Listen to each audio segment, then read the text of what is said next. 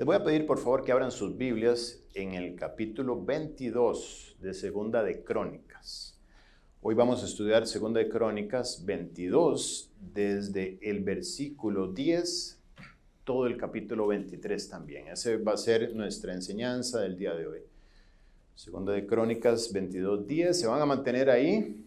Y el título de esta enseñanza, con la cual hoy Dios nos quiere alimentar a todos, es el fiel custodio de la esperanza de salvación. El fiel custodio de la esperanza de salvación. Como les decía, vamos a estar pivoteando alrededor de 2 de Crónicas 22 y 23, pero el corazón de esta enseñanza lo encontramos latiendo en el Evangelio de San Juan, capítulo 10, versículo 10. No se vayan, quédense donde están en 2 de Crónicas. Ese corazón dice: el ladrón no viene sino para hurtar y matar y destruir. Yo he venido para que tengan vida y para que la tengan en abundancia. Entrando en el contexto histórico de la situación en la que estamos, el trono del gran rey David está siendo ocupado por un usurpador. Estamos en el año 841 a.C. Aquel gran trono del palacio real, símbolo de soberanía, de autoridad y de poder sobre las naciones. Aquel gran trono que Salomón, hijo de David, había remodelado y hecho de marfil recubierto de oro, con 12 leones de oro a los lados y 6 escalones para poder ascender hasta él. Aquel gran trono donde se había sentado ya 7 generaciones de descendientes del rey David. Aquel gran trono ahora está siendo ocupado por un usurpador. La impía Atalía, hija de Acab y Jezabel. Segunda de Reyes, capítulo 11, versículo 1 y 3 dice: cuando Atalía, madre de Ocosías, vio que su hijo era muerto, se levantó y destruyó toda la descendencia real, y Atalía fue reina sobre el país. Atalía era una persona cruel, repugnante y sangrienta. Había incitado, a su esposo, el rey Joram, a vivir muy mal. Después había aconsejado a su hijo, el rey Ocosías, hasta llevarlo a la perdición. Había exterminado a toda la descendencia real, matando a los hijos de su hijo Ocosías, sus propios nietos, para quitarlos de en medio y poder tener acceso a ese trono. Y con el terreno libre, habiendo matado a su propia sangre, había usurpado el trono. Y ahora, una mujer impía reina sobre Judá y Jerusalén. Está destruyendo el templo, además, el templo que Salomón había edificado, y está gastando en ídolos todas las cosas consagradas de la casa de Jehová. El plan de Satanás desde el principio ha sido usurpar, ha sido robar. Él es impostor, es mentiroso. Él quiso para sí la gloria destinada a Dios y la adoración celestial, y esto produjo su caída del cielo. Él quiso para sí la gloria de los reinos de la tierra en el Edén. Y él quiso engañar al hombre, también en el jardín, para tener a quien acusar delante de Dios para así justificarse. Él es usurpador. Pero nunca contó con que Dios de antemano ya tenía un plan redentor. Él enviaría un día al Mesías para hacer posible a la humanidad el camino de regreso al Padre.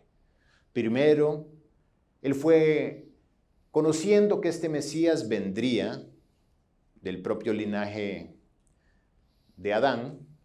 Por eso Caín mató a su hermano Abel. La persecución ya estaba desde el Edén. Más adelante se da cuenta de que ahora la promesa de que el Mesías vendría iba haciéndose concretada a través de una familia. Una promesa se le dio a un hombre llamado Abraham un día y se le dijo que de su simiente serían benditas todas las naciones. Ahora entonces Satanás puede afinar la mira y concentrarse en Abraham. Después de eso, esta promesa empieza a ser aclarada en su hijo Isaac y eventualmente en su hijo Jacob, todos descendientes de Sem, uno de los 3 hijos de Noé. Y por eso, hoy entendemos que la persecución antisemita tiene el propósito de exterminar todo lo que se parezca a la promesa mesiánica. Aunque hoy mala vida y mal entendida, entendemos quién es el usurpador que está detrás. Más adelante, la promesa se hace particular sobre una de las 12 tribus, la de Judá. Y así el ataque va haciéndose cada vez más fino. Y más adelante se levanta un rey sobre Israel llamado David, y Dios le promete que de sus hijos vendría el Mesías. Y a partir de ahí Satanás sabe que debe atacar en la casa de David. Y vimos cómo de manera estratégica atrajo a Josafat, un gran hombre, y lo llevó a errar en sus compañerismos, en sus alianzas, en sus amistades. Todo para mezclar su linaje con el linaje de la casa de los impíos del norte. Y hoy vemos cómo logró exterminar toda la descendencia de la casa de David en Judá. Ese era su propósito. Es el propósito antisemita. Es el propósito del mismo usurpador del Edén. Destruir la posibilidad de que el ser humano tenga un redentor. Y lo iba a lograr si exterminaba toda la descendencia de David. Desde el principio Satanás ha perseguido la semilla mesiánica durante cada generación que existió. Y hoy también trabaja en engañar al hombre para que no encuentre la semilla mesiánica, la ruta hacia la salvación. Por medio de Atalía, en la enseñanza que hoy vamos a estudiar, estamos viendo un modelo de la obra usurpadora del diablo en acción, quitando la descendencia de David para que no viniera el Mesías, robando el trono que estaba sobre el reino e insertando el caos y la maldad sobre el pueblo. Con razón Jesús dijo, el ladrón no viene sino para hurtar y matar y destruir. Yo he venido para que tengan vida y para que la tengan en abundancia. Hoy, casi 3000 años después de esta situación con Atalía, vemos a Satanás haciendo lo mismo con la humanidad. Su objetivo es usurpar, principalmente los 3 tronos que hay en la humanidad. El primer trono lo encontramos sobre las naciones. Caos social, corrupción, hambre, pobreza, narcotráfico, terrorismo, tiroteos masivos en lugares públicos. Si sabes que hay 32 guerras en este momento, bueno, ayer, no sé hoy cuántas habrán amanecido, pero hay 32 guerras en paralelo. Esa es la huella del rey usurpador que está sobre los gobiernos de las naciones hoy en día. Estaba investigando sobre este tema de los tiroteos masivos. En Estados Unidos, en un estudio que sacó la BBC, ahora el 26 de octubre está actualizada la data. El más grande de la historia estuvo en Las Vegas, si recuerdas, en el 2017, cuando 50 personas fueron asesinadas y 500 fueron heridas por un tiroteo masivo de un francotirador, que duraron horas para poder detectar dónde estaba y poder anularlo. Si bien es cierto, este ha sido el de mayor cantidad de muertos y de heridos, solo en el 2023, entendiendo como tiroteo masivo aquel tiroteo donde 4 o más personas son muertas o heridas. En el 2023 han habido 565 tiroteos de este tipo. En Estados Unidos solamente. El año pasado, en el 2022, 647. En el 2021, 690. En el 2020, 610. Y ahí echamos para atrás y el promedio ronda alrededor de los 400 entre el 2018 y el 2014. Esto es producto de quien está gobernando las naciones. Me dirás, hay presidentes, hay líderes. Sí, es cierto, pero detrás de ellos hay un trono que está gobernando las naciones. y está llevando al hombre a la desesperación. El segundo trono que él quiere usurpar está sobre los hogares. Divorcios, peleas, irrespetos, infidelidad, división, luchas de poder, padres y o madres ausentes. La huella del rey usurpador está por donde mires. Y hoy, a través de corrientes de doctrina, de enseñanzas producidas, como hablamos ahora con la pregunta de Jennifer, insertadas en la sociedad como doctrinas que detrás hay demonios trabajando en ellas. Hoy el mundo piensa que los hogares pueden cambiar del diseño que Dios concibió para ellos. Y hoy encontramos hogares con se pueden llamar hogares. Encontramos escudos de bronce, simulacros mentirosos de familia, donde hay 2 mujeres a la cabeza, o 2 hombres a la cabeza, o solo una mujer, varios niños, o solo un hombre, varios niños. La familia totalmente desarticulada, pero se vende como si detrás de eso existiera efectivamente algún tipo de plenitud. También investigué con respecto al efecto que trae un hogar sin los elementos que debe tener, es decir, sin padre y madre. El National Fatherhood Initiative, fatherhood.org, fue mi punto de estudio. Ellos tienen varios estudios con respecto a los temas de paternidad principalmente. Y bueno, les quiero compartir ciertas estadísticas. Dice que los jóvenes sin padre, que son criados en hogares sin padre, tienen una mayor probabilidad de que también abandonen a sus hijos. Las niñas sin padre tienen la mayor probabilidad de que tengan esposos ausentes en sus matrimonios. Esto me pareció increíble. Tú sabes que la muerte infantil, es decir, la muerte de un bebé entre los primeros 28 días de nacido, es 4 veces mayor en su probabilidad en hogares donde no hay un padre presente. Si sabes que en los hogares donde no hay un padre presente, la probabilidad de que los hijos terminen portando armas y traficando drogas es 279% mayor que en los hogares donde hay padres. Tienen 4 veces más probabilidad de caer en pobreza. Son más probables de que tengan problemas de comportamiento.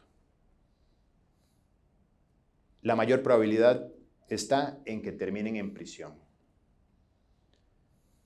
Tienen mayor probabilidad de que cometan crímenes. Tienen 7 veces más probabilidad de embarazo adolescente.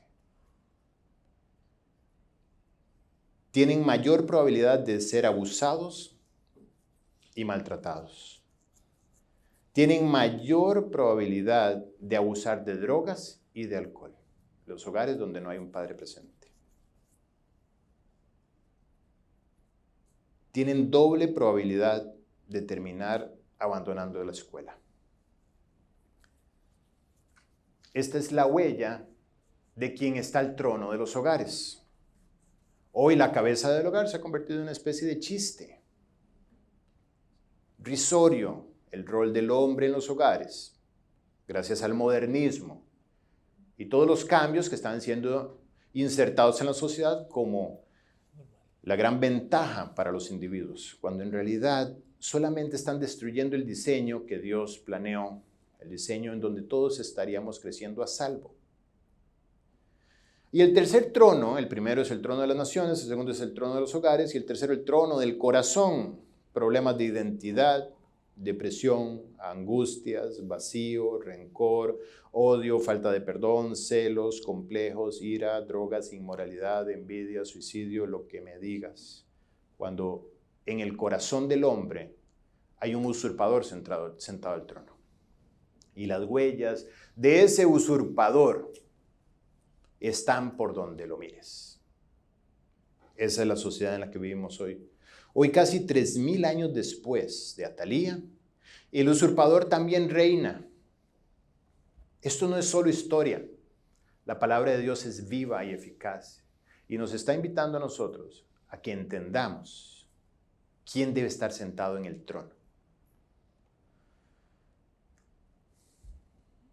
La esperanza se ha ido apagando en la vida de multitudes, gracias a que en el trono no está el rey que debe estar.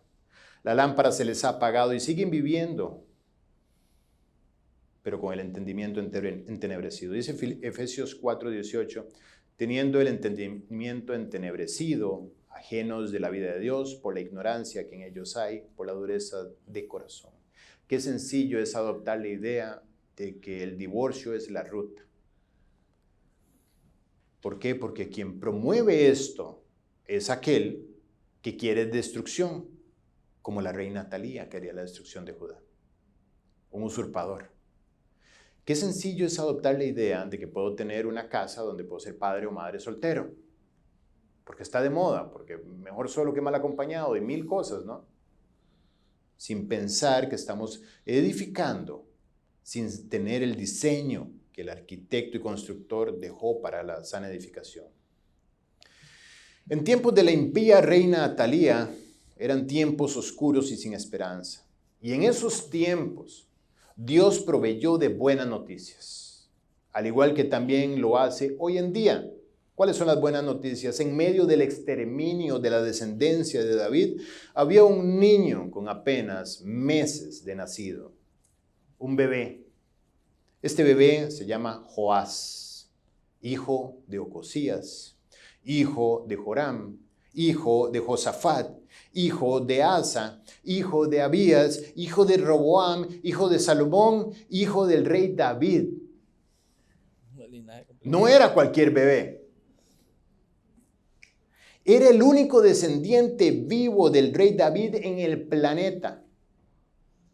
¿Qué significa este bebé? Significa la única esperanza de que el mundo un día tuviera un Salvador. ¿Estás consciente de lo que costó tu salvación? ¿Estás consciente de la cantidad de eventos a través de la historia donde tu salvación pendía de un hilo? Ver a Jesús resucitado fue un evento que confirmó valles oscuros, situaciones contrarias a lo largo de toda una historia para poder tener a Jesucristo resucitado. Un milagro. El solo nacimiento de Jesucristo fue un milagro. ¿Por qué? Porque el usurpador sabía que debía quitar la posibilidad de que ese niño naciera. Aquí tenemos uno de sus predecesores, de sus abuelos, Joás, y en ese momento era un bebé. No podía hacer nada por sí mismo. Y era la única esperanza de que el mundo un día tuviera un Salvador. Satanás está detrás de Atalía exterminando toda la descendencia del rey David. Y solo este bebé queda vivo, por lo que la salvación de la humanidad pende de un hilo. Segunda de Crónicas 22, empezamos ahora sí nuestro estudio. La salvación de la humanidad está colgando de un hilo. Versículo 11. Pero, vamos a detenernos ahí. Pero, siempre hay peros. Cuando amas a Dios, todas las cosas ayudan a bien porque Él las encamina para el bien de aquellos que le aman. Siempre los hay, siempre Dios saltará a escena en favor de defender su testimonio. Él había prometido que de la descendencia de David vendría el Salvador. Y en este momento hay una única vida que puede ser usada para que venga la descendencia de David hasta concretarse el nacimiento del Salvador. Dios salta en escena. Hay un cambio inesperado de condiciones. El pero cambia la narrativa. El pero es un alto en el camino. Es una desviación del ritmo que traían las cosas. El mundo está siendo gobernado. El mundo judío está siendo gobernado por una usurpadora impía, cruel. La maldad está en el trono de Israel. Pero, dice la Biblia, pero Josabet, hija del rey, tomó a Joás, hijo de Ocosías, el bebé, y escondiéndolo de entre los demás hijos del rey, a los cuales mataban, le guardó a él y a su ama en uno de los aposentos. Increíble, una mujer llamada Josabet, una persona más del grupo, una persona que estaba viendo y experimentando de primera mano la huella del usurpador, haciendo trizas los sueños de Dios. Pero ella salta en escena, ella sabe que debe actuar, ella sabe que tiene un llamado de parte de Dios de intervenir. No solo ve desde lejos la situación ocupada en sus propios asuntos, sino que deja sus asuntos para ponerse al servicio de Dios, cueste lo que cueste. Ella se involucra. Claro, aquí vemos por supuesto la soberanía de Dios a través de la providencia de poner en la escena la persona correcta. Y en este caso puso una sencilla mujer, hermana de hecho del rey Ocosías, hija del rey Joram, es decir, tía del bebé. Josabet se apoya en su esposo Joiada para ocultar el niño, esconderlo de Atalía. ¿Qué tenían ellos dos en sus manos en ese momento? Tesoro. ¿Qué se llevaron para la casa? No se llevaron un bebé precioso. ¿Cuál era la comisión que ellos tenían en ese momento? No veo un proyecto más crítico en la historia que lo que esta pareja estaba haciendo. La lámpara de esperanza se mantiene encendida sobre Israel. Una tenue llama está aún sosteniéndose con las ventanas encendidas, abiertas. El viento soplando y aquella llama aún está ahí sostenida por la gracia de Dios. En aquel entonces la esperanza de salvación para el reino estaba en que se preservara el linaje de David, como hemos entendido, hasta que un día llegara a nacer aquel que Dios levantaría como Mesías, es decir, el Salvador de la humanidad. Este bebé era la esperanza mesiánica. De él un día vendría el Salvador del mundo, Jesucristo. Parece que la redención de la humanidad dependía de que esta pareja, Josabet y Joiada, custodiara a este niño cuidadosamente para que la lámpara de Israel no fuera apagada y para que tú y yo pudiéramos tener hoy en día un Salvador. Hoy en día ya el Mesías vino, ya estamos libres de este riesgo. Vino Jesús, hijo de David, cumpliendo su misión de vivir perfecto para justificarnos, morir para pagar nuestros pecados y resucitar para darnos vida. Cumplió su ministerio Jesús. Y hoy en día la esperanza de salvación está en que el mundo pueda aceptar a Jesús, el hijo de David, como Salvador y sentarlo en el trono del corazón. Esa es la esperanza de salvación que el mundo tiene. El Evangelio es poder de Dios para salvación a todo aquel que cree. Poder que Dios ha dejado en manos de débiles hombres como tú y como yo, a los que nos ha hecho custodios de la esperanza de salvación. Aquella pareja estaba custodiando un niño para que el mundo pudiera ser salvo. Hoy tú estás custodiando el Evangelio para que el mundo pueda ser salvo. ¿Estás entendiendo la comisión que tienes? Josabet y Joiada entendieron perfectamente su llamado y se atrevieron a ser fieles custodios de la esperanza de salvación. Segunda de Crónicas 22 continuó en el versículo 11. Dice, así lo escondió Josabet, hija del rey Joram, mujer del sacerdote Joiada, porque ella era hermana de Ocosías, de delante de Atalía, y no lo mataron. Estuvo con ellos escondido en la casa de Dios 6 años. Entre tanto, Atalía reinaba en el país.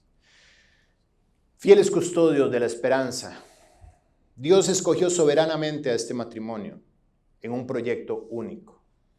¿Qué tan importante es este proyecto para todos nosotros hoy? No veo proyecto más importante en la historia. Poder retener a este niño con vida. Imagínate en un reino donde está siendo gobernado por una mujer que quiere exterminar todo lo que tenga la sangre de David. Y tú en casa tienes un bebé, hijo de David.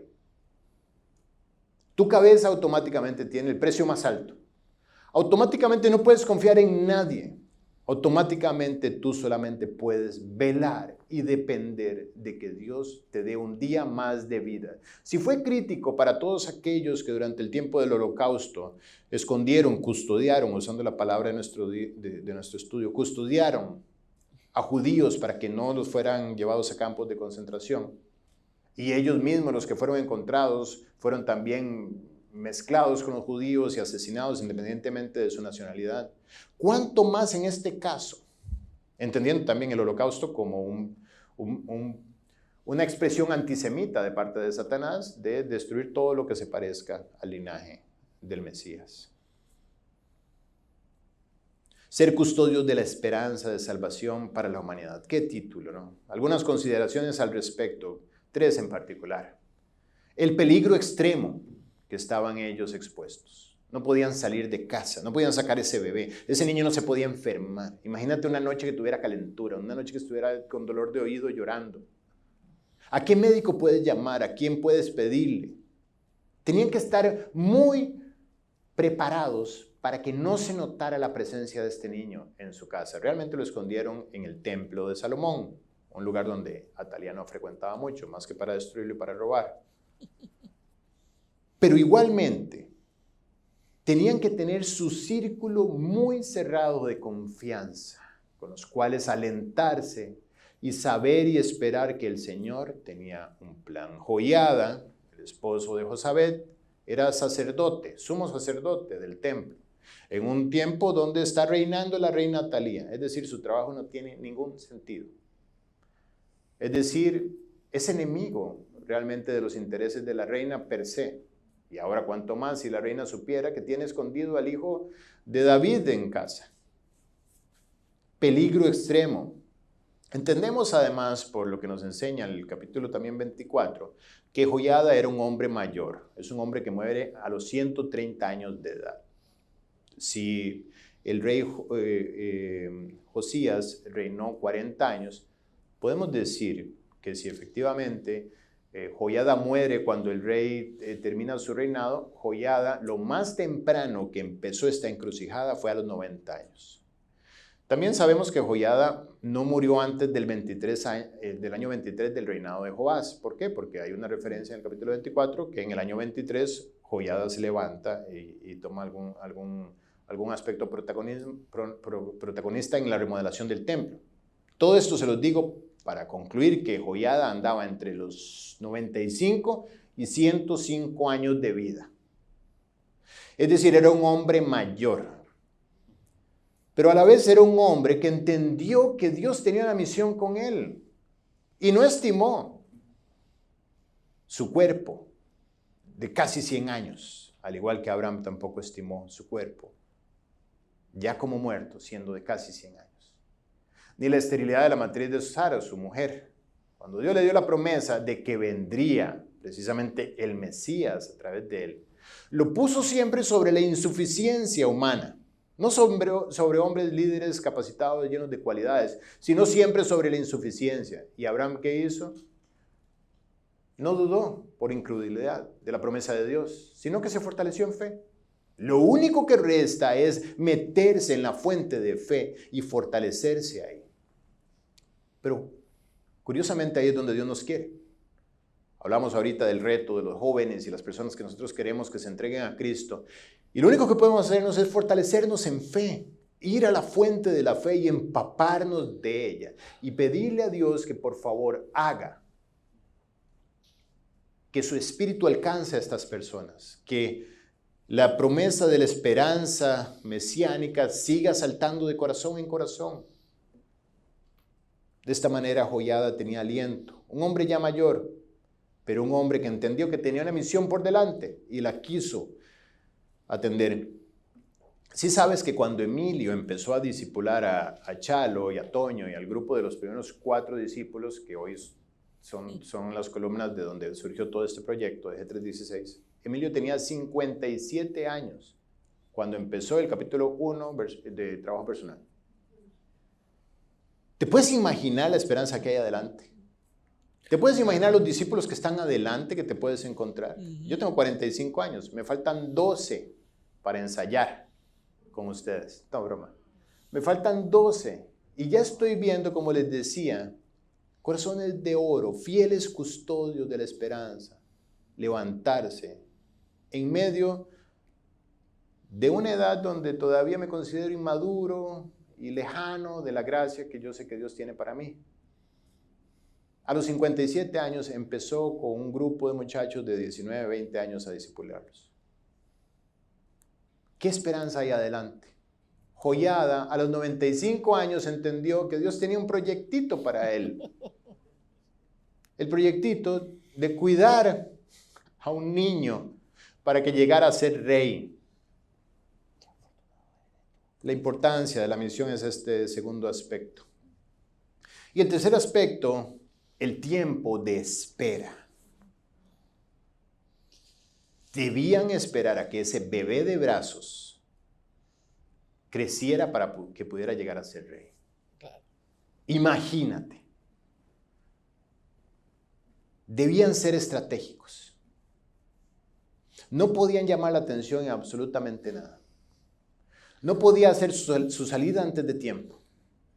Debía confiar en el Señor que lo guiara, que lo formara. Hasta el día donde estuviera listo y todos los factores estuvieran listos para poner al niño delante del pueblo y que el pueblo reconociera en el niño el rey de Israel. El tiempo de espera fue clave. La pregunta que surge acá es, Dios, ¿cómo puedo ser yo hallado fiel para ser llamado como un custodio de la esperanza? ¿Cómo es que tú escoges personas así? Y vamos a dedicar el resto del tiempo en nuestro estudio a descubrir características que hicieron de Joiada un fiel custodio de la esperanza de salvación. 1 Timoteo 6:20, Pablo le decía a Timoteo, lo invitaba a ser un fiel custodio de la esperanza. Y le decía, oh Timoteo, guarda lo que se te ha encomendado. Un custodio es aquel que guarda, que cuida, que tiene la misión de velar por algo. Entendemos este concepto por la custodia de valores, por ejemplo, cuando hay servicios de custodia que lo que hacen es tomar dinero y trasladarlo de un lado a otro de manera cuidadosa y velando porque no pase nada con ese dinero. Pablo le dice, custodia lo que se te ha encomendado. El custodio es alguien que se sale del montón, es alguien fuera del grupo, es alguien especial, es alguien diferente, que comprende la misión encomendada por su Señor y se atreve a hacer la suya, aunque tenga 95 años. Alguien que vive bien en público, pero mejor en privado. Alguien que se autoafirma en vivir como debe, con un corazón y pasión real por el Señor. El fiel custodio es un fiel administrador. Es persistente, es esforzado, es constante, tiene limpia conciencia y vela cuando los demás duermen. Segunda Crónicas 23:1, vamos adelante. Vamos a ir investigando, tratando de pedirle a Dios que nos dé la gracia para encontrar en medio de la narrativa características del fiel custodio, Joiada, y poder aprender de él. Dice en el versículo 1, en el ¿séptimo año de qué? Bueno, del reinado de Atalía, como lo quieras ver, o en el 7º año del niño.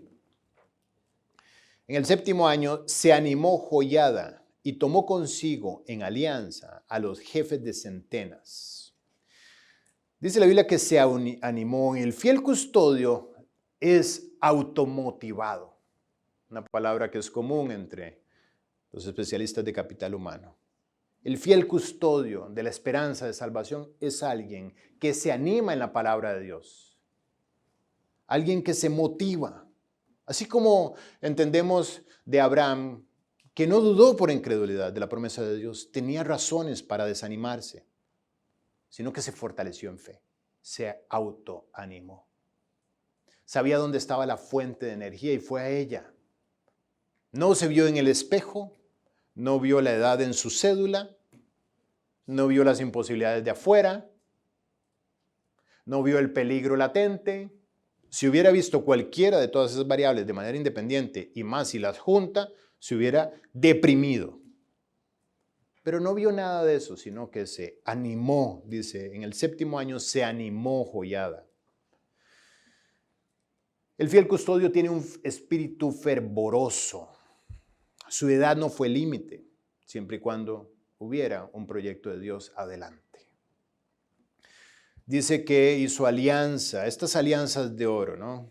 Alianzas con los jefes de centenas, Azarías, hijo de Jeroham, con Ismael, hijo de Johanán, Azarías, hijo de Obed, Maasías, hijo de Adaía, y Elisafat, hijo de Sicri. Hizo alianzas con los jefes de centenas. ¿Con quién se juntó? Con los líderes del ejército. Hablábamos las semanas anteriores con respecto a este concepto de las alianzas. Y aprendimos a tener cuidado con las alianzas que hagamos. Pero eso no quiere decir que no debamos hacer alianzas. La Biblia dice, el que anda con sabios, el que hace alianza con sabios, sabio será, va a estar bien acuerpado. Y el fiel custodio sí sabe hacer alianzas, sabe con quién conectarse, escoge las personas correctas. El plan de Dios se potencia cuando haces la alianza correcta. Dice la Biblia que la bendición de Jehová es la que enriquece. Cuando haces la alianza correcta, tu vida se enriquece con esa alianza. Qué precioso es tener un amigo que te anima a ir a la palabra de Dios. Yo les contaba de varios, pero en particular un amigo, cuando voy a México y me tomo una cena con él o un café, yo salgo con ganas de ir a leer. Qué precioso tener una alianza de este tipo. Cuando él me habla, yo casi que empiezo a revisar mi vida y yo, wow, ando frío. Normalmente, pues, peloteamos bien en nuestra cancha, ¿no? Devolvemos la pelota uno al otro, pero los dos nos autoanimamos. Pero eso es una alianza de oro estratégica, de las que tú quieres tener cerca. Lo veo una vez al año, pero una vez al año me animo y me alegro de haber hecho una alianza como esa, una amistad como esa. ¿Por qué? Porque la unión de ambos no suma, sino que multiplica, potencia el proyecto de Dios. De estas alianzas en la historia conocemos muchas. Por ejemplo, Josué y Caleb, alianza de oro. David y Jonatán, alianza de oro. Moisés y Aarón, alianza de oro. Pablo y Bernabé, alianza de oro. Pedro, Jacobo y Juan, cómplices en su alianza de oro, etc. Podemos encontrar en la Biblia alianzas de oro. Y Dios te invita a que si quieres ser un fiel custodio de la esperanza de salvación, hagas alianzas de oro en tu vida. Así es que Joiada, con todo y su edad, tenía su estrategia. Es más, podemos confiar en un aspecto importante. Estamos prácticamente en el año 100 después de la división del reino. Y Joiada es un hombre que tiene casi 100, quizá un poquito más de años. Es decir, estamos viendo al sumo sacerdote de Jerusalén. Para ser sumo sacerdote no es un puesto político, no es un puesto al que me postulo, no es un puesto al que estudio y entro. Era un llamado, él tenía que pertenecer a una familia, a la familia de los levitas, para poder ser sumo sacerdote. Y era una carrera de por vida. Es decir, estamos viendo un hombre que tiene 100 años. Podemos empezar a echar para atrás, quiere decir que vio el reinado de Ocosías, el reinado de Joram, el reinado de Josafat, el reinado de Asa, el reinado de Abías, el reinado de Roboam y el reinado de Salomón durante esos 100 años. La suma de todos esos reinados es prácticamente 100 años. Estamos hablando de un hombre que había sido enriquecido en su relación con Dios y había entendido y sabía cómo llevar adelante un proyecto de Dios. Dios no vio fuerza, pero ¿qué vio en Joiada? Vio un hombre preparado. Seguimos leyendo en el versículo 2, capítulo 23. Dice, los cuales, todas estas personas, ya no era un hombre solo, era un equipo. Recorrieron el país de Judá y reunieron a los levitas, de todas las ciudades de Judá y a los príncipes de las familias de Israel y vinieron a Jerusalén. Dice que reunieron a los levitas. ¿Por qué a los levitas?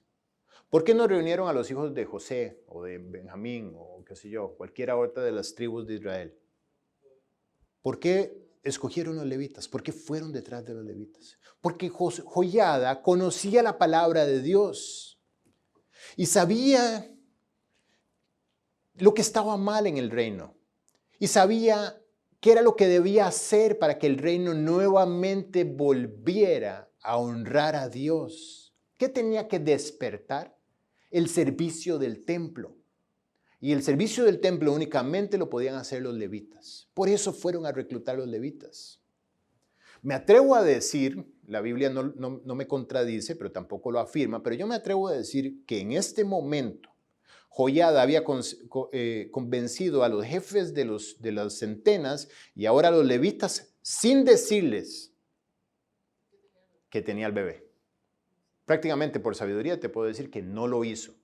¿Por qué? Porque claramente podía levantarse, al filtrarse esta información, un peligro en contra del niño y terminar con lo que estaban planeando. Así es que tenía poder de convencimiento. Tenía la autoridad de Dios más que el poder de convencimiento. Dios estaba con él. Y él conocía la palabra de Dios. Y al conocer la palabra de Dios, al conocer el Éxodo, el Levítico, Números y Deuteronomio, él sabía que necesitaba a los levitas a bordo del proyecto. Los convoca, los llama. Sabía lo que había que limpiar. Y sabía quiénes quería Dios en sus oficios y dónde los quería. Este hombre, lo que estamos viendo es que se acuerpó. El fiel custodio de la esperanza de salvación sabe acuerparse. No actuó solo, hizo equipo. Y esto nos deja saber a nosotros que la obra de Dios no es el mérito, ni nunca puede llegar a ser el mérito de un hombre solo. Dios obra en la vida de varios. Usa hombres preparados. No usa nombres, no usa atributos de liderazgo. Usa la unidad de un cuerpo. Versículo 3 dice, toda la multitud hizo pacto con el rey en la casa de Dios. Y Joiada les dijo, llegó el momento de revelar para qué los llamé. Primero hagamos pacto. Se sentaron y hizo un convenio con ellos. Y les dijo, he aquí el hijo del rey, el cual reinará como Jehová ha dicho respecto a los hijos de David. En el pasaje paralelo que está en 2 de Reyes, capítulo 11:4, dice, mas el séptimo año envió Joiada y tomó jefes de centenas, capitanas, gente de la guardia, y los metió consigo en la casa de Jehová, e hizo con ellos alianza, juramentándolos en la casa de Jehová, y dice, y les mostró el hijo del rey. ¡Qué momento! ¿Te puedes imaginar ser levita y ya no tener esperanza con esa reina que hay? ¿Te puedes imaginar ser jefe de la guardia real, donde quien está en el trono es una usurpadora? ¿Te puedes imaginar que un hombre con el liderazgo de Joiada te convoque a una misión súper secreta, una reunión que no puede quedar ningún registro de ella, te metan en el templo de Jehová y de repente les diga, están preparados para lo que les quiero decir, y traiga a un niño de 7 años y los pare enfrente? Y todos se dobleguen delante del rey Josías. El rey Joás, perdón. ¿Te puedes imaginar qué momento? Les mostró el hijo del rey, un fiel custodio. Muestra al hijo del rey en su vida. Lo lleva al conocimiento de los demás. No puedo imaginar ese momento. Para mí únicamente es comparable con el momento donde un día en mi propia vida, a mis 27 años, un fiel custodio se presentó delante de mí y me mostró al hijo del rey en su vida. Y me dijo, Jesucristo es la respuesta. ¿Qué privilegio poder ser tenidos como fieles custodios? ¿Cuántos riesgos hay alrededor? ¿Cuántas incapacidades hay en nosotros mismos? Como las que había en Joiada y en toda esta escena. Un hilo. Estaban haciendo malabares sobre un hilo, una cuerda floja, cruzando sobre fuego y leones. Y aún así, ellos confiaban en que el proyecto era de Dios. Seguimos adelante en el versículo 4, capítulo 23. Dice, ahora viene la organización. Y aquí encontramos otro atributo precioso de un fiel custodio de la esperanza de salvación. Y es que el fiel custodio sabe lo que hay que hacer. Organiza, dirige, va adelante, se atreve, es agresivo, no espera que lo motiven, no espera que le digan lo que debe hacer, no espera que venga una invitación desde el cielo con un título diciéndole tú eres encargado de tal y cual. El fiel custodio sabe organizar. Dice en el versículo 4, ahora haced esto. La instrucción es directa. Después de que se secaron las lágrimas, después de levantarse, de ver la esperanza de la humanidad puesta delante de ellos, les dijo, ahora haced esto. Una tercera parte de vosotros, los que entran el día de reposo, estarán de porteros con los sacerdotes y los levitas. Vamos a actuar. Empieza armar grupos, armar equipos, otra tercera parte de a la casa del rey, la otra tercera parte de la puerta del cimiento, no me voy a tener estos detalles, y todo el pueblo estará en los patios de la casa de Jehová, y ninguno entre en la casa, sino los sacerdotes y los levitas que ministran, solo ellos pueden entrar al templo. Estos entrarán porque están consagrados y todo el pueblo hará guardia delante de Jehová. Y los levitas rodearán al rey por todas partes y cada uno tendrá sus armas en las manos. Cualquiera que entre en la casa, que muera. Y estaréis con el rey cuando entre y cuando salga.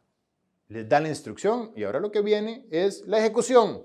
Versículo 8. Y los levitas y todo Judá lo hicieron todo como lo había mandado. Es decir, un fiel custodio tiene un testimonio, tiene un ejemplo que mueve a los demás. Hace que lo sigan, lo lidera por su ejemplo, lo lidera con su pasión. Ven que Dios tiene la mano puesta sobre él y esto mueve a los demás a querer lo mismo. Hicieron todo como lo había mandado el sacerdote Joiada y tomó cada jefe a los suyos, los que entraban en el día de reposo, los que salían en el día de reposo, porque el sacerdote Joiada no dio licencia a las compañías. Es decir, todos están bajo el cargo, nadie se va a ir para la casa. Dio también el sacerdote Joiada a los jefes de centenas, las lanzas y los paveses y los escudos. Él le había dado la instrucción en la parte anterior que les compartí, que cada uno tendría las armas en sus manos. Y cuando van a darle armas a sus manos a cada uno de ellos, ocurre algo que me conmueve muchísimo. En ese momento dice la Biblia que les dio las lanzas, los paveses y los escudos que habían sido del rey David. ¿Te puedes imaginar qué momento? Del rey David. Al fiel custodio Dios le recuerda que no está solo, que es parte de una larga historia de héroes de la fe. Me puedo imaginar lo que es tener y decir, esto era de David y de sus hombres. El fiel custodio sabe que pertenece a una familia de valientes, forma parte de ella. Y aunque se vea solo en un mundo contrario, sabe que no está solo. Por eso el autor de Hebreos dedica todo un capítulo a llamar por nombre a los héroes de la fe, a algunos de ellos. Y en el capítulo 12 empieza diciendo, por tanto, teniendo nosotros en derredor nuestro tan grande nube de testigos, teniendo tú una familia en los cielos, una historia de fieles custodios que también fueron parte de esta cadena a la cual tú ahora eres un eslabón y debes ser hallado fiel. No vayas a romper la cadena. Ten en cuenta, teniendo en derredor tuyo tan grande nube de testigos. No estás solo. Cuando ellos portaron estas armas, dijeron, Dios, tú estás detrás de esto, estás recordándome. Dice, y puso en orden a todo el pueblo, teniendo cada uno su espada en la mano, desde el rincón derecho del templo hasta el izquierdo, hacia el altar de la casa, alrededor del rey, por todas partes. No iba a poner en riesgo el proyecto. Necesito cada quien en su sitio y cada quien armado como debe estar. El que se mueve, que se quiere acercar al niño, va a morir en el acto. Los preparó. Dice, entonces sacaron al hijo del rey. Entonces, cuando todo estaba preparado, sacaron al hijo del rey al pueblo. Y le pusieron la corona y el testimonio. ¿Sí sabes qué es el testimonio? Le dieron la palabra de Dios al rey. La corona, símbolo de autoridad. La palabra de Dios, sinónimo del llamado que Dios tenía para él. Sinónimo de liderazgo. Sinónimo de que era el elegido. Tener la palabra de Dios en tus manos te hace elegido, te hace único, te hace especial. No menosprecies tus tiempos en la Biblia. Para Dios es un tesoro, es parte de tu realeza. Dice la Biblia que nosotros somos real sacerdocio, nación santa y pueblo adquirido por Dios. Si tú eres real sacerdocio, este es tu báculo, este es tu poder. No hicieron mención al trono, bueno, sí hay una mención más adelante, pero no hicieron mención a ningún atributo más, sino a la palabra de Dios. La pusieron en su mano. Y lo proclamaron rey. Y Joiada y sus hijos lo ungieron diciendo, viva el rey.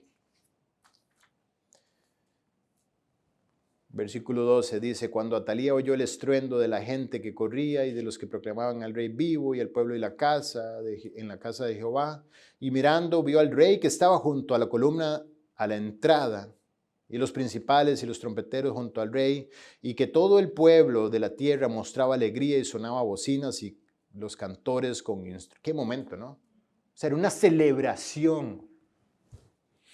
Nadie sabía, 7 años después de creer que se había acabado el linaje de Dios en la tierra, el linaje de David, perdón, en la tierra, aparece un renuevo que muestra que hay esperanza. ¡Qué momento! ¡Qué momento cuando la esperanza llega a una persona que cree que está desahuciada espiritualmente! ¡Qué momento cuando la esperanza llega a una familia y entra en manos de un fiel custodio! No te vayas a desalentar. Entrega tu vida para ser un fiel custodio de la esperanza de salvación. Y un día verás cómo esa esperanza empieza a brotar en la vida de otros. ¿Cuántos peligros y distracciones con el usurpador que hoy está al gobierno de este mundo vas a encontrar en el camino? ¿Precisamente para qué? Para robarte y anularte y que no puedas ser un fiel custodio de la esperanza de salvación. Pues dice la Biblia que había una celebración increíble que retumbaba por todo lado. Cantores con instrumentos de música dirigían la alabanza. Entonces Atalía rasgó sus vestidos y dijo la descarada, traición, traición, como si los ejércitos fueran a correr a defenderla. Aquí tengo otro aspecto importante que rescatar de un fiel custodio. Y es que aquel gran peligro que había habido no significó nada para él. El fiel custodio tiene a Dios con él. Y cuando vive como debe, el mayor peligro en este caso, que era la reina usurpadora, terminó siendo un individuo. Y delante del fiel custodio, ella no fue mayor peligro. El sacerdote Joiada mandó que salieran los jefes de centenas del ejército y les dijo, sacadla fuera del recinto. Así de sencillo. Quita a la usurpadora de acá. Resistid al diablo y él se alejará de vosotros. Vive como debes. Y el más grande de tus enemigos no tendrá poder. Confiad, yo he vencido al mundo, dice la palabra de Dios. Porque yo soy mayor que aquel que está en el mundo. Vive como debes y verás cómo el más grande de tus acechadores no significa nada. Y como Joiada vas a decir, quítalo de aquí. Sáquenla, no la maten acá, no me vayan a ensuciar la fiesta. Y al que la siguiere, matadlo a filo de espada en el acto. Vamos a ver quiénes están con Joás y quiénes con Atalía. Porque el sacerdote había mandado que no la matasen en la casa de Jehová. Versículo 15 dice, ellos pues le echaron mano y luego que ella hubo pasado la entrada de la puerta de los caballos de la casa del rey, allí la mataron. Fuera la usurpadora. Versículo 16. Y Joiada hizo pacto entre sí y todo el pueblo y el rey, que serían pueblo de Jehová.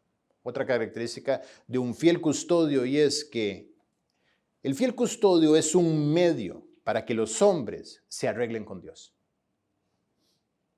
Joiada no quiso promesas para sí. Realmente Joiada estaba liderando Judá en ese momento. El niño tenía 7 años. Y hizo Joiada que el pueblo, el rey, hicieran pacto con Jehová. De que serían pueblo de Jehová. Un fiel custodio es un medio para que los hombres arreglen con Dios. Después de eso, en el versículo 17 dice, entró todo el pueblo en el templo de Baal y lo derribaron y también sus altares, e hicieron pedazos sus imágenes y mataron delante de los altares a Matán, sacerdote de Baal. El fiel custodio sabe lo que hay que limpiar. Arregla, corrige. Lo primero que hicieron fue limpiar la idolatría Baal que había. El fiel custodio sabe guiar a los hombres a que limpien su vida y corrijan lo que está mal. Un fiel custodio siempre se va a parar delante de ti a decirte, debes arreglar, debes limpiar. No sigas adelante negligiendo un área. Corrige, enfrenta.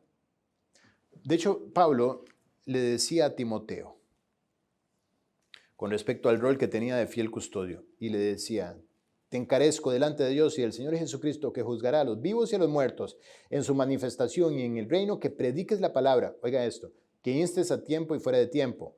Redarguye, reprende, exhorta. No le digo, cántales coritos, anímalos, hazles juegos, entretenlos, ponles música. Redarguye, reprende, exhorta con toda paciencia y doctrina. Eso es lo que hace un custodio fiel. Abre la doctrina y te dice, tienes que arreglar esto. Joiada los llevó a que limpiaran y botaran el templo de Baal. Versículo 18. Luego ordenó Joiada los oficios en la casa de Jehová. Estamos viendo un avivamiento. Estamos viendo paso a paso. Cada versículo nos va diciendo las medidas correctivas que tomaron, las decisiones que iban implementando en el acto para mejorar su vida y su relación con Dios.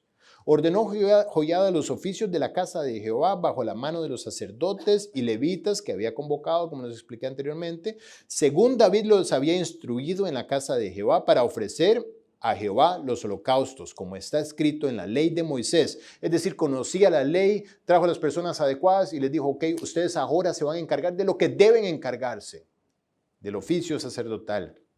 El fiel custodio sabe guiar a los hombres para que se restablezcan en su comunión con el Señor, como está escrito. Cada quien va a tomar el rol que debe, como está escrito.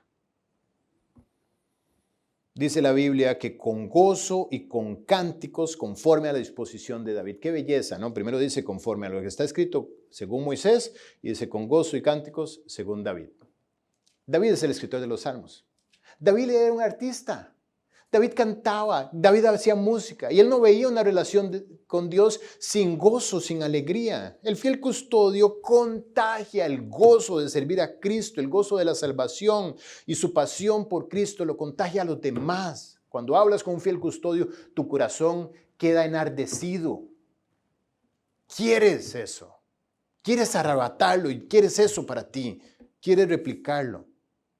Versículo 19, puso también porteros en las puertas de la casa de Jehová para que por ninguna vía entrase ningún inmundo.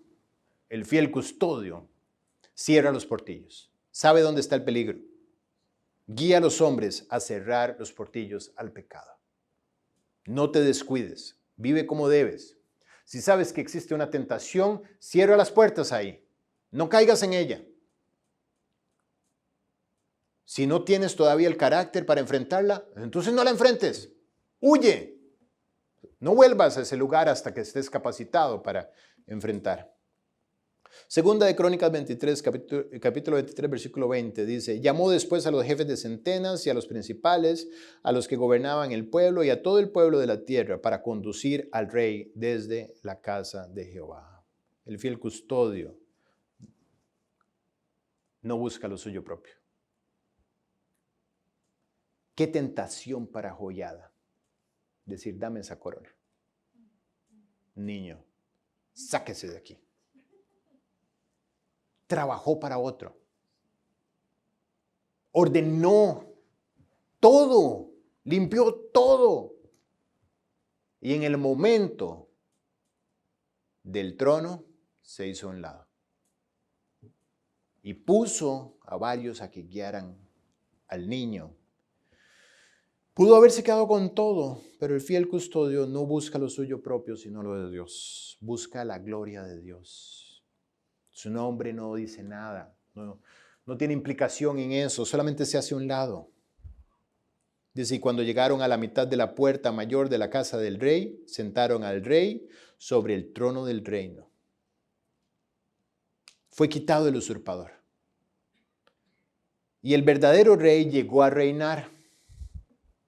¿Qué momento? Cuando se sentó el rey que correspondía en el trono que correspondía. Cuando el rey verdadero está en el trono,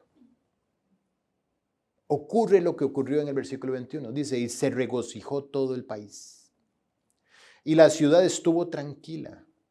En el versículo paralelo en 2 de Reyes 11, 19 dice, y se sentó el rey en el trono de los reyes.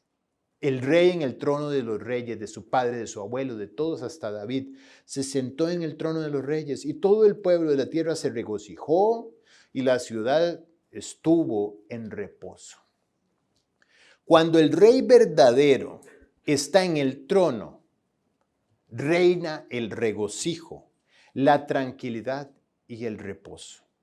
Cuando no está reinando el regocijo, la tranquilidad y el reposo, es porque quien está en el trono del corazón, del hogar o del gobierno, no es el rey genuino, es el usurpador.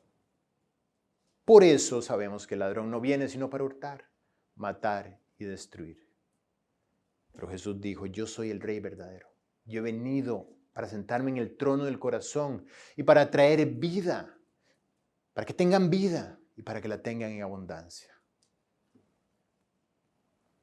Hoy quiero presentarte el plan de salvación. Sé que la mayoría, quizás todos acá presentes, conocen a Cristo. Quizás ya lo tengan reinando en el trono del corazón, quizás no. Pero también a ti que estás en casa, que has tenido la oportunidad de escuchar cómo un usurpador puede hacer tanto daño e identificas en tu vida las marcas de un rey infiel, impío y cruel que está gobernando tu corazón. Hoy yo quiero invitarte a que corones al rey verdadero. La Biblia dice que Jesús es el príncipe de paz. Que Jesús vino, Él es de la descendencia de David, es el Mesías que estaban esperando estos hombres, ya Él vino y murió para pagar tus pecados y resucitó para darte esperanza de que al invitarlo al corazón, Él traiga la vida a ti. ¿Qué debes hacer? Bueno, debes poner la casa en orden, debes entregar tus pecados, debes ponerlos a los pies de la cruz. Debes humillarte delante de Él y reconocer que necesitas de su perdón. Esto se hace de manera personal. Nadie lo puede hacer por ti. Dios quiere hacerte un fiel custodio de la esperanza de salvación. Pero primero, debes abrir la puerta de tu corazón. Dice la Biblia que cuando llegaron a la puerta mayor de la casa del rey, sentaron al rey. Tuvieron que pasar por la puerta del palacio. La Biblia dice en Apocalipsis 3:20, he aquí yo estoy a la puerta y llamo. El rey está a la puerta de tu corazón. presto para sentarse en el trono de tu corazón. Pero tú debes quitarte al peor de los reyes que hay ahí sentado, que eres tú mismo. Y debes entregarle tu vida a Cristo. Si quieres hacerlo, yo voy a hacer una oración como si yo estuviera en tu lugar. Ya yo la hice hace 18 años prácticamente. E invité a Cristo a entrar en mi corazón. Pero la voy a hacer para que tú simplemente sigas el modelo de oración que estoy haciendo. Y tú con tus propias palabras le puedas decir a Dios, Dios, te abro la puerta de mi corazón. Quiero que entres en él y que reines en él. Quiero quitar al usurpador y poner al Rey verdadero para que reine la paz, el regocijo y el reposo en mi vida. Pero sobre todas las cosas, para que tengas oportunidad de tener comunión con Dios e ir a la vida eterna con Él. Disfrutar del perdón que da la salvación y saber que pase lo que pase, un día estarás en su presencia porque fuiste perdonado de tus pecados. Repite conmigo. Dios, hoy he entendido que soy pecador y he entendido que mis pecados me separan de ti. Quiero rogarte que me recibas en tu presencia, que escuches esta oración porque quiero confesar delante de ti que soy un pecador y estoy perdido.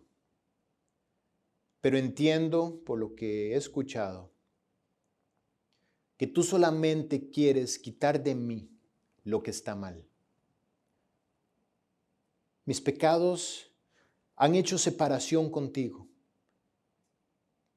pero entiendo que en la cruz tú los pagaste. Tú los quitaste y me has dado la oportunidad hoy de abrirte la puerta del corazón para que entres y haya en mi vida el Rey correcto sentado en el trono. Ven, entra en mi corazón, ordena mi vida, ordena el templo. Haz que todo lo mío te sirva a ti.